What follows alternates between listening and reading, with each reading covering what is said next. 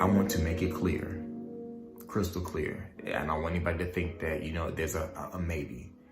I am never, ever reviewing another episode of Married at First Sight, nor will I ever go out of my way to watch another episode of Married at First Sight. I am completely done with this show for so many reasons that we don't have time to talk about.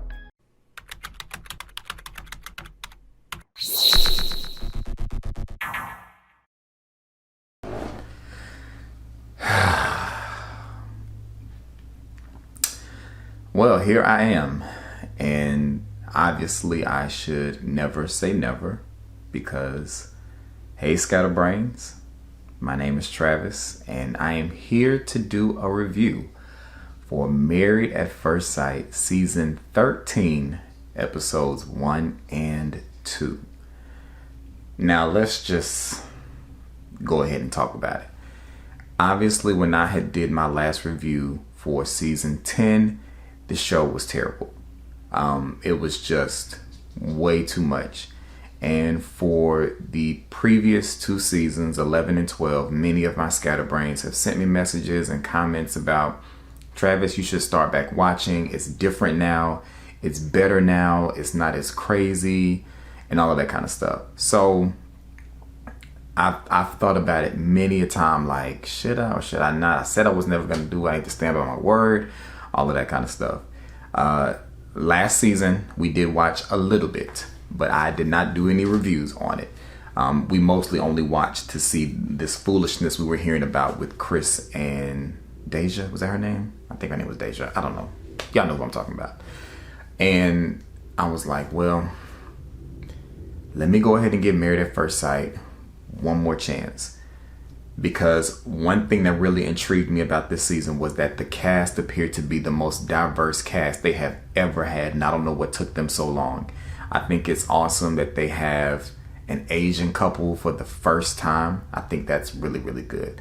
So just looking at the cast alone, I was like, okay, we're going to give it one more chance. One more chance at the rodeo, no pun intended, since they're in Texas. And we're just going to see how this season goes. Now, I cannot guarantee I'm going to make it through the whole season, okay? But I'm going to do my best. Now, I don't understand why these episodes are still so long and why it's taking so long to get through the weddings. Now, I guess because we're following so many people that's why the time is I'm like, we watched episodes 1 and 2 and we still haven't gotten through all the weddings. Like, this is, but I'm gonna try to stay positive. That's what I'm gonna try to do. I'm gonna try to stay positive for these reviews. Have my notes. So as I said, this season they're in Houston, Texas.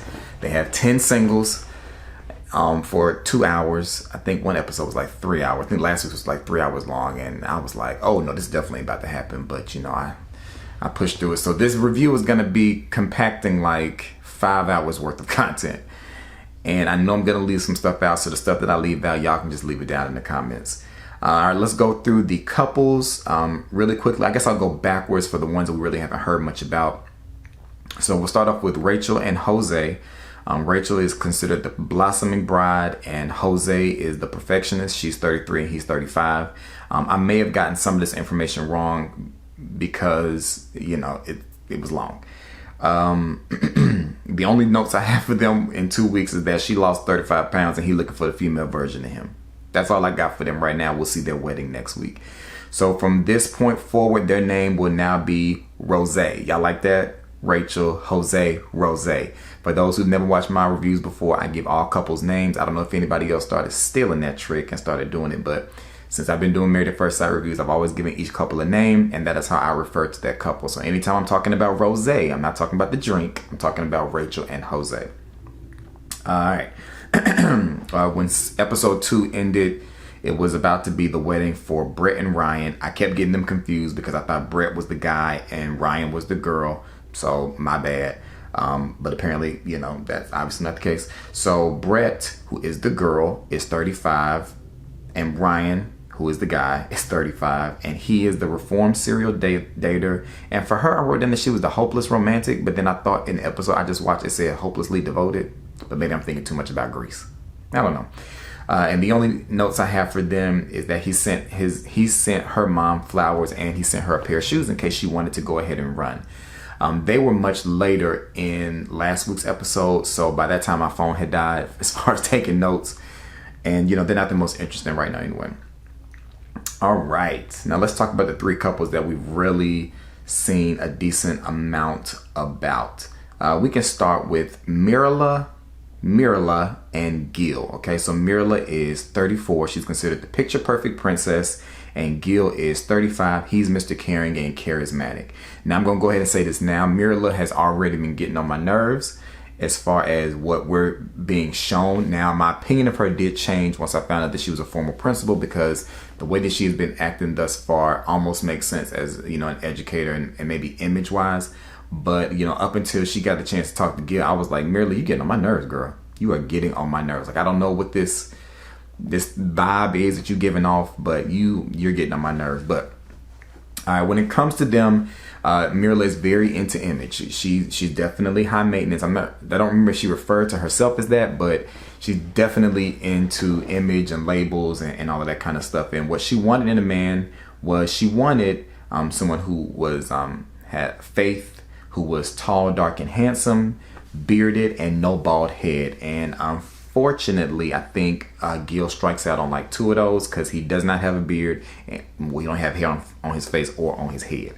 And that was one thing that she reiterated, with that she did not want to be with a man who was bald-headed, because she felt like that was going to be a distraction. To each his own. And for him, he let us know that he was full-blooded Colombian, because I first thought he was a brother. But, maybe he considers himself Afro-Latino. I don't know. But he is full-blooded Colombian. He wants that 90s R&B love. And I understand exactly what he means by that. But I do not think he's going to get 90s R&B love with Mirla. What else did I write about them? I didn't write a whole lot. Their name. So Mirla and Gil will be known as probably Girla. Let's do Girla. That's easy. That's better than Meal. I don't like Meal. So they'll be Girla. So from this point forward, they'll be known as Girla. What else did we see about them? So a couple of quick notes with her in the wedding. She was very big on not wanting to wear makeup, which, some women don't like to wear makeup. But the whole time, and especially episode 2, she was just, I don't know how to put my finger on it, but she was just very like, I don't want to watch you on my TV. I'm not sure if that was editing or if that's just really who she is. But I was just looking like, I kind of want you to get off the screen. That's kind of where I am with you right now, Mirla. But like I said, when they got to talk though, things changed a little bit. She is, which I guess we didn't find out until this week, she is an educational consultant in a sense. She's a former principal, which was very interesting, and he's a firefighter. But they're both very big on helping others. And when she started speaking about wanting to help children, that definitely changed my view of her. He loved her dress, and I feel like by the time we got to the wedding, that was the most personality we had seen from her, because I felt like she was just really cold and stiff all of last week and the beginning of the episode this week, because especially at that bachelorette party, which I'm probably not gonna talk much about, she was just very much like, don't touch me, nope, y'all can have that. But then when I found out she was a principal, I was like, well, that makes sense, because for me as an educator, I know that there's a certain image I have to portray, and there's certain ways I would not want to be portrayed on TV. So I was like, well, maybe that's why she didn't want to be like, at the bachelorette party. That probably could be the reason. But we saw the most personality from her when she finally got to the altar. Well, I don't know if that was considered an altar. When she finally got up there to Mira Gil. But they exchange compliments. He loves her dress. He's mesmerized by her beauty. She's attracted to him. And they had like a really awkward kiss in the end. But we'll see what happens with them. So we're going to go ahead and move on from Girla. All right, let's go down to Bao and Johnny. I feel like we spent the most time getting to know them between last week and this week, and they are the Asian couple. So Bao is 35, she is Miss High Bar, and Johnny is 35, and he is the life of the picky party. One of them is borderline OCD and has been single for 7 years, but I didn't put down who that was. Some things that stuck out about me for Bao in the beginning almost made me not like Bao was when Johnny sent her jerseys. You know, there's sometimes when the groom or the bride will send the other a gift or something, and I kind of missed some of it, but he sent her jerseys and that really upset her. And it was at that point I was like, okay, Bao, like don't mess this up, because you about to get on my nerves too. Because she said she wanted a brilliant mind, Nobel prize. She preferred books. Why couldn't he give me books? And she could not hide her utter disappointment. Those were her words. And I was just like, over some jerseys. I think she had said that she had dated some guys who were sports fans and it didn't go well in the past. And I'm kind of like, I don't understand why people think that just because when you dated Timmy and he liked basketball, that means you can't date Jake and he liked hockey and it can't work. You know what I mean? You know, I think part of maturity and growing and understanding relationships is you can date two people who have the exact same interests and their personalities can be completely different, and you just got to be willing to give everybody a chance. But obviously she still walked down the aisle, and what was interesting for them is that they know each other. So when Bao came across the thing or whatever, she was like, it's Johnny. You know, that's I guess what she said in her mind. And they know each other from college years, so they never dated or anything like that, but apparently they were in these organizations or something, and they were the presidents of these organizations, and these organizations crossed paths and they had to do events and stuff like that together. So they weren't necessarily in the same social circle, but they were kind of in the same educational circle. But they both seem to think highly of the other, which I think is cool. And so the fact that when I think it went off that commercial, you know, saying that she knew him, I was kind of like, oh my gosh, is he about to be an ex or a friend of an ex or something like that? But that setup was nice. But I actually really, really enjoyed watching Bao and Johnny. I enjoyed watching their interaction with each other as two people who knew each other after the wedding was over. Because, you know, for them, they knew each other, I don't want to say like 10 years, but it had been some time since I guess they had seen each other. And, you know, they're now trying to figure out who this new person is as my spouse. So I like that. She did say that he was known as a player, but I think she's still going to give him a chance. They're both attracted to each other, and they made that very well known. And one thing that I liked even more was that they both wanted to have traditional tea ceremonies, which is an Asian, which I'm hoping I'm not offending anybody, which is an Asian culture where the bride and the groom serve tea to the elders or the mother or the parents or the grandparents in the family to get their blessing. So that is an Asian tradition that it was nice to see on this particular show, as well as that they both wanted that. And I think he had pretty much set that up. So I thought that was a really, really nice touch for production wise for this show to include that, because I think that was something that was needed for all the years of ratchetry that we've seen. So Bao and Johnny, obviously there's only so much we can do with Bao's name, so it's going to be Bonnie. Okay, that's pretty much all we can do, because it was either going to be Zhao or Bonnie, and I felt like Zhao sounded offensive, so we're going to go with Bao. We're going to go with Bonnie. All right, let's move on to the last one, Michaela and Zach. So Michaela is 30. She's known as the stubborn sweetheart. And Zach is 27. He's the romantic idealist. So Zach is the youngest of all the grooms, and I believe all the other grooms are the same age. They're all 35, which was interesting. So he's like the young one of the group. But he is also the one who has never been in love. And his longest relationship has only been 9 months, which is kind of weird that you've signed up to be married, but you really haven't had experience with long-term relationships. Now, he is 27, and by 27, what was I doing at 27? I think I was married by 27. Yeah, I was married by 27, I think. Maybe not. Maybe I was. I don't remember. But, you know, by that time I had definitely had long-term relationships, which helped prepare me for marriage. But I think he's seen his mother and his father who are still living in together, and he has wrapped his ideals about what marriage looks like based off them. So it'll be interesting to see how someone who has never been in love, because Michaela apparently has never been in love either, how these two people mesh together. One thing that we learned a lot about Michaela was that unfortunately her dad has passed, and that has definitely had an effect on her. Somebody has passed of COVID, and I don't want to say it was him, but maybe it was somebody else from another couple. But My wife said she thought it was somebody else, but I'm starting to think it was maybe her dad. I don't remember, but I think he had died kind of recently. But they had a great relationship, and he was obviously a very big part of her life. But she is known as being very, very stubborn. I think it was Hurricane K. Yeah. So her friends say that she can turn into Hurricane K. I guess when she doesn't get her way, wasn't trying to rhyme. But we'll see how that works. For some quick little notes that I wrote down for the something old. Her bridesmaids gave her a Star Trek little figurine. I guess it was blue. I guess that's supposed to be something blue and something old, because apparently her dad was a Trekkie, which means you like to watch Star Wars or Star Trek. Not Star Trek. No offense to the Trekkies out there. But when I have to say, I was most entertained by them. Most entertained. They were number one entertaining couple. Bonnie was, number two. I loved watching Michaela and Zach when they were, once they finally saw each other. Michaela was hilarious. Like, she really gave this show some life as far as her personality. Even last week at the bachelorette party, she was going in at the bachelorette party, but at the wedding, it was really, really cool to see how she was interacting with him.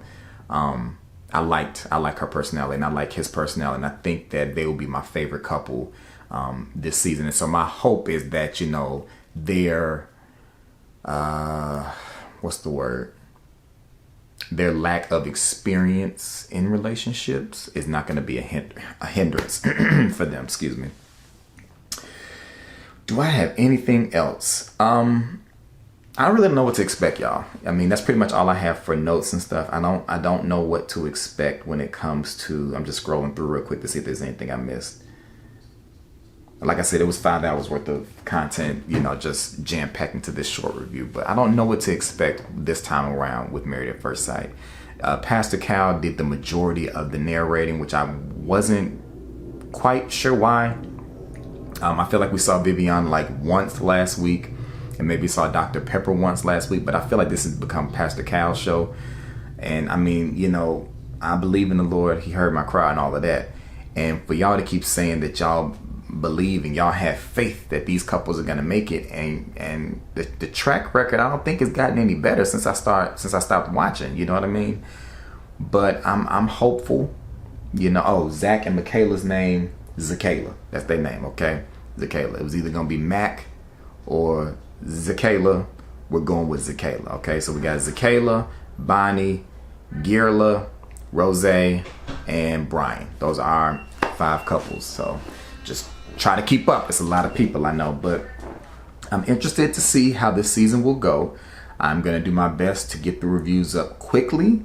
Y'all let me know what y'all think. I don't want to give predictions yet because we haven't seen all the weddings. That's something I would normally do, is in my first review, give a prediction on who I think is going to stay married by decision day and who is going to divorce. But because we're only 3/5 of the way in, I have to wait until next week before I can give my prediction, because I want to see everybody at least at the reception.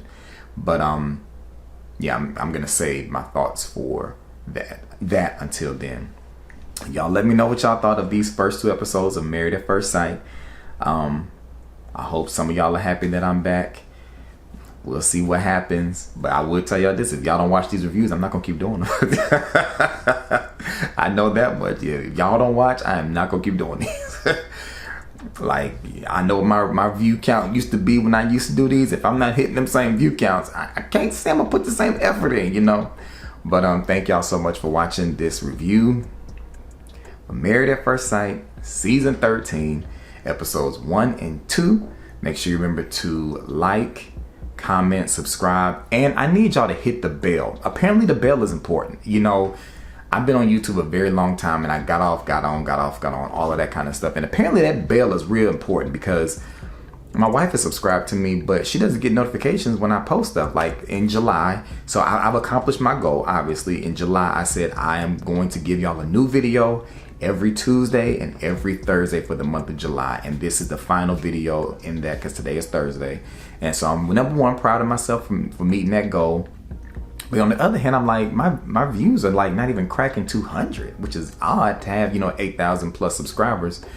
But make sure y'all are hitting the bell notification and all of that, so y'all will know when I'm posting stuff, as well as leaving in the comments videos you might want to see and suggestions and all of that kind of stuff. So thank you, Scatterbrains. We are back on this Married at First Sight train, and I will see y'all next week. Peace.